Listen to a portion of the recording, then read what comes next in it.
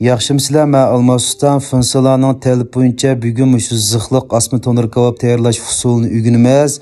Ajrimiz uchun bir tal yurakni 6 raqamlarini aymay besib qo'ying.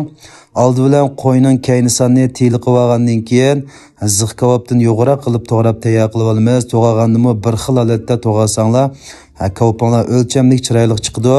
Undan keyin piyozni, mush go'shtning miqdori qarta shilib tayyor qilib olamiz. Piyoz bilan go'shtni bir qur aralashtirib etgandan keyin buningga ham yana 1 kilogram go'shtga 7 gramdan 8 gram atrofida tuz solsanglar bo'ladi. Muvofiq miqdorda suv quyib etgandan keyin piyoz go'shtlarni bir qur aralashtirib yutamiz. Undan keyin buningga bir tal tuxum chaqamiz, bir tal tuxum chiqib aralashtirib go'shtga yigizib etgandan keyin buningga o'lchamlik tangshalgan kebab xurchimizdan 1 kilogram go'shtga 10 gram solamiz.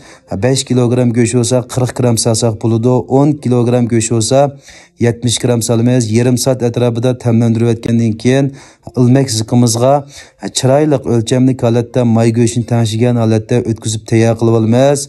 Undan keyin to'noning havosini yaxshi tangshib etgandan keyin to'noga bevosita mushta asqini bo'lsa bevosita assak bo'ladi. Bo'lmasa ma jazuronikiga assaqmi bo'laverdi. Mush holatda to'noga esib 20 minut 25 minut atrofida to'g'risoq pishib tayyor bo'ladi.